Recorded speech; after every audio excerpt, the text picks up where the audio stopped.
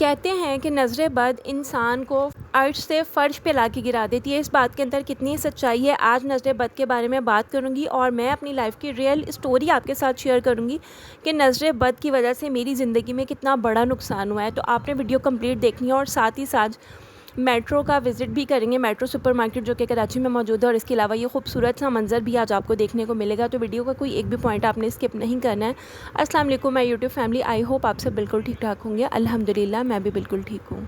तो आज का व्लॉग स्टार्ट हो रहा है इवनिंग से और वेदर देखें आप कराची का, कितना खूबसूरत और कितना सुहाना सा मौसम है। बादल हो रहे हैं और हल्की हल्की सी बारिश और बहुत ठंडी हवा चल रही है। बहुत ही अच्छा वेदर हो रहा है आज कराची का। और हमने सोचा जी आज है कराची का लास्ट डे हमारा, तो हमने आउटिंग वगैरह तो कर ली है, तो ऐसा कैसे हो सकता है कि शॉपिंग जो है वो ना की जाए। तो यहाँ पर शॉपिंग वगैरह करने के लिए हम लोग यहाँ metro cash and carry store पर आए हुए हैं। यहाँ पर सबसे पहले मैं अपने लिए फ़ेस वॉश वगैरह सिलेक्ट कर रही थी, उसके बाद आ गई हूँ जी अगेन सनस्क्रीन या सन ब्लॉक वगैरह मैं अपने लिए बाय करी थी, क्योंकि आपको पता है कि सन ब्लॉक के वगैरह हमारी स्किन केयर जो है ना वो कंप्लीट नहीं होती। इसके बाद मैंने सोचा कि मॉइस्चराइज़र वगैरह बाय करते हैं। तो इस तरह से डिफरेंट चीज़ें जो है वो मैं जो है वो कुछ न्यू ब्रांड्स भी सर्च आउट करना चाह रही थी, क्योंकि हमारी सिटी में ना कुछ न्यू ब्रांड्स नहीं मिलते और इसके अलावा कुछ ग्रॉसरी के भी ऐसे आइटम होते हैं जो कि वहाँ पर नहीं मिलते। तो जाहिर सी बात है, आप जहाँ से अपनी शॉपिंग करते रहते होते हैं ना, तो फिर आपका वहाँ के अकॉर्डिंग माइंड सेट होता है कि ये चीज़ मुझे डेफ़िनेटली वहाँ से मिल जाएगी। और metro cash and carry store में भी ना अभी बहुत सारी चेंजिंग आई है, वो मैं आगे चल के आपको बताती हूँ। यहाँ पर मैं अपने लिए कुछ मॉइस्चराइज़र्स वगैरह देख रही थी पॉन्ड्स के, और इसके अलावा और भी डिफरेंट ब्रांड्स है। तो मैं आपके साथ शॉपिंग की वीडियो भी शेयर करूँगी और आपको बताऊँगी कि मैंने क्या क्या शॉपिंग की थी। फिर इसके बाद यहाँ पर आ गए थे हेयर मास्क वगैरह और शैम्पूज़, मतलब कि हेयर केयर का जो सेक्शन था यहाँ पर आए। अच्छा, मेट्रो स्टोर में ना बहुत सारी चेंजिंग आ गई है, क्योंकि मेरा भी काफ़ी टाइम के बाद आना हुआ है। जैसे कि मैंने अपने प्रीवियस व्लॉग में भी आपको बताया था कि काफ़ी सारे ऐसे एरियाज़ हैं जिनको हमने काफ़ी टाइम के बाद विज़िट किया है। तो यहाँ पर ना फ्रंट जहाँ पर बिलिंग सेक्शन होता था, इनका बिल काउंटर्स होते थे ना, वहाँ पर सामने गारमेंट्स वगैरह के काफ़ी ज़्यादा वैरायटी होती थी, और भी इसके अलावा फुटवेयर्स वगैरह भी थे, और भी काफ़ी सारे आइटम जो है वो उनके क्लियरेंस सेल में होते थे, जिसमें स्टेशनरी आइटम्स और क्रॉकरी के कुछ आइटम्स होते थे, और डिफरेंट जो है ना कैटेगरी, हर बार आपको न्यू वैरायटी देखने को मिलती थी। तो वो सेक्शन जो है ना वो अब इन्होंने बिल्कुल ख़त्म कर दिया। तो ऐसा कुछ भी नहीं था, बस जो काउंटर पे यहाँ पर डिस्प्ले थे ना आइटम, बस वही थे। इसके अलावा फ्रेश वेजिटेबल्स वगैरह और फ्रूट्स वगैरह हैं। इसके अलावा चिकन मीट वगैरह आपको मिल जाते हैं। मुझे सबसे अच्छा जो इनका कॉर्नर लगता है ना वो स्पाइस कॉर्नर लगता है यहाँ, क्योंकि यहाँ पर आपको स्पाइस ग्रॉसरी के काफ़ी ज़्यादा आइटम जो है वो ओपनली आपको मिल जाते हैं। आप अपनी रिक्वायरमेंट के अकॉर्डिंग जितने भी वेट में आपको चाहिए आप खुद से पैक करते हैं, वेट करते हैं, और उसके बाद काउंटर पे जाके जस्ट आपको बिल पे करना होता है। और उसके अलावा अगर आप दूसरे स्टोर्स विज़िट करें, जस्ट लाइक कि अगर इम्तियाज़ की बात कर लेना, तो वहाँ पर आपको पैकेट के अंदर स्पाइस मिलते हैं, जो भी उनकी पैकिंग होती है आपको उसी के अकॉर्डिंग पिक करना होता है।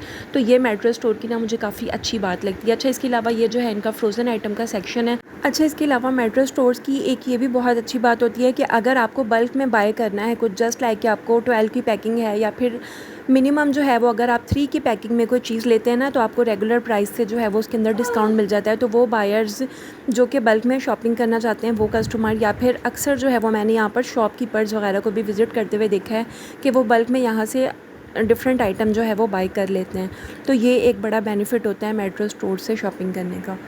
इसके अलावा मेट्रो स्टोर पर आपको each and everything under one roof मिल जाती है। सिर्फ गारमेंट्स और शूज़ वगैरह के अलावा जो भी मतलब कि आइटम्स होते हैं, स्पेशली जो इनका इलेक्ट्रॉनिक का सेक्शन है ना वो बहुत ज़्यादा बड़ा है। बहुत ह्यूज वैरायटी इनके पास अवेलेबल होती है, डिफरेंट ब्रांड, डिफरेंट साइजेस, जिसमें आपकी एलईडी वगैरह, LCD, fridge, washing machine, makers, air fryers, बहुत ज़्यादा वैरायटी जो है ना वो आपको यहाँ पर देखने को मिल जाती है। इसके अलावा कारपेट्स वगैरह भी, रग्स वगैरह और मैकेनिकल के आइटम, बहुत ज़्यादा डिफरेंट वैरायटी है।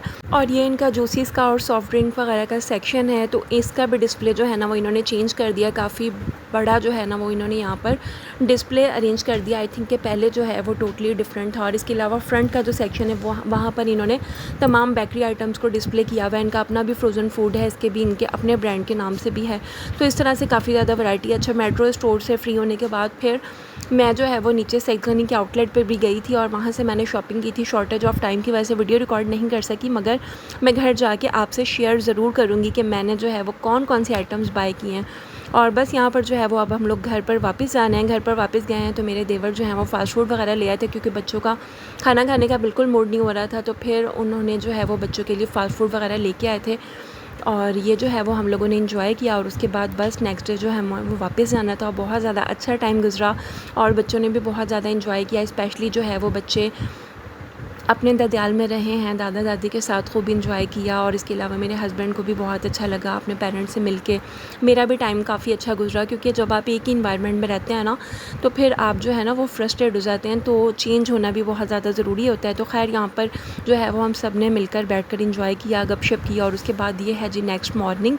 यहाँ पर हम लोग जो है वो स्टॉप पर आ गए थे और वेट कर रहे थे ऑफ़ कोर्स कि हमारी जो है वो बस आ जाए, और जैसे ही बस आएगी तो हम अपना रूट कंटिन्यू करते हैं। और यहाँ पर सुबह मॉर्निंग का टाइम है, बहुत ही खूबसूरत और बहुत ही सुहाना सा मौसम हो रहा है। आप देख लें कंटिन्यू जो है वो हल्की हल्की सी बारिश चल रही है। आगे चल के भी मैं आपके साथ शेयर करूँगी। आज बहुत ही खूबसूरत से सीन्स जो है ना वो मैंने कैप्चर किए हैं, तो आप लोग वीडियो कंप्लीट देखिएगा और साथ ही साथ बात कर लेते हैं नज़र बद के बारे में। नज़र बद के बारे में ना नज़र बद के बारे में ना हर एक के डिफरेंट कॉन्सेप्ट होते हैं। और अगर मैं अपनी बात करूँ ना, कुछ साल पहले जब मेरी नई शादी हुई थी, तो मुझे इस चीज़ पर बिल्कुल भी यकीन नहीं था कि नज़र बद जो है ना वो कुछ नहीं होती। यकीन करें कि मेरी एक तो बहुत ज़्यादा कम उम्र में शादी हुई, और दूसरा जिस वक्त मेरी शादी हुई ना, तो मुझे ज़िंदगी के अच्छे बुरे हालात का नहीं पता था। शायद मेरी तरबियत जो है वो इस तरह के माहौल में नहीं हुई कि मैंने कभी ज़िंदगी की ऊंच नीच देखी, या ज़िंदगी के कभी इस तरह से हालात देखे हैं, या इस तरह के लोगों से कभी मेरा सामना पड़ा। यकीन करें कि जैसे जैसे वक्त गुज़रता है, जब आपकी ज़िंदगी में बहुत सारी चीज़ें इस तरह से होना स्टार्ट हो जाती हैं ना, तो फिर वो आपको ख़ुद सोचने पर मजबूर कर देती हैं कि कुछ ना कुछ तो ज़रूर है। कहते हैं कि नज़र बद इतनी बुरी चीज़ होती है ना कि ऊँट को हांडी में उतार देती है। मतलब इस बात से मतलब ये है कि ऊँट जो है ना वो इतना ज़्यादा बीमार हो जाता है कि जब उसको नज़र लगती है ना, तो उसकी हालत ऐसी नहीं रहती है कि जो है वो ज़िंदा रह सके, और उसको जो है ना वो ज़िबा करना पड़ता है।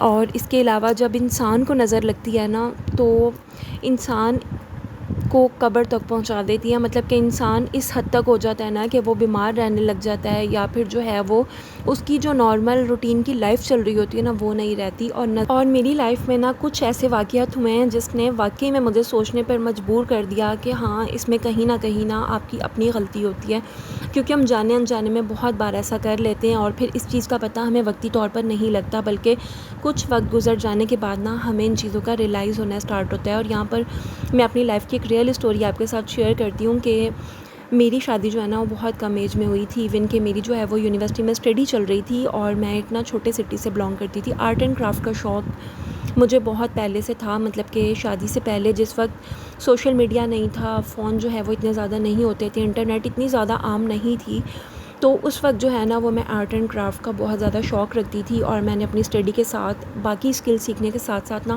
क्योंकि ये मेरा पैशन था, तो मैं जो है ना वो चीज़ें बनाती रहती थी। तो शादी के बाद जब मेरी बेटी हुई, यूनिवर्सिटी की स्टडी मेरी कंप्लीट हुई, मुझे लाइफ में जब मौका मिला ना, तो फिर मैंने अपने हस्बैंड से परमिशन ली, बात की कि मुझे जो है ना वो कुछ डिफरेंट कोर्स करना है, क्योंकि मेरा शौक़ है।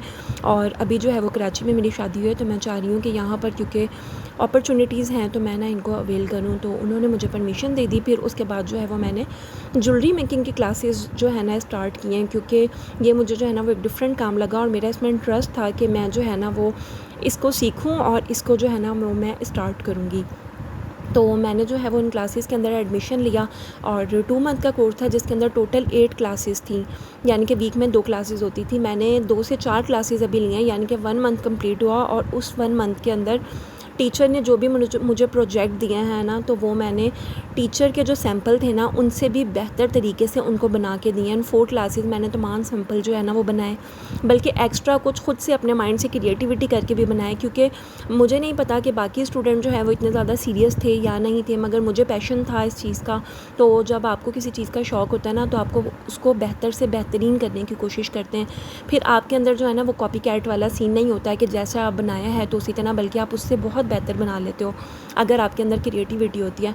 तो जब मैंने टीचर को जाके अपने सैंपल दिखाए ना, तो टीचर ने जो है वो बहुत ज़्यादा अप्रिशिएट किया। दूसरी टीचर्स को भी बुलवाया और पूरी क्लास के अंदर ना मेरी क्लैपिंग जो है ना वो करवाई, अप्रिशिएट किया मुझे। तो उसके बाद जब मैं वापस आई हूँ ना, तो नेक्स्ट डे जो है वो मुझे इतना ज़्यादा फ़ीवर हो गया कि मतलब जो है वो मेरी बेटी भी छोटी थी, और फ़ीवर मुझे इस हद तक हो गया कि मैं जो है ना वो अपना रूटीन का काम भी नहीं कर सकी। और इवन कि जो मैं फ़ीस ऑलरेडी पे कर चुकी थी 2 मंथ की, तो वो जो है ना वो मैं क्लासेस में जा भी नहीं सकी।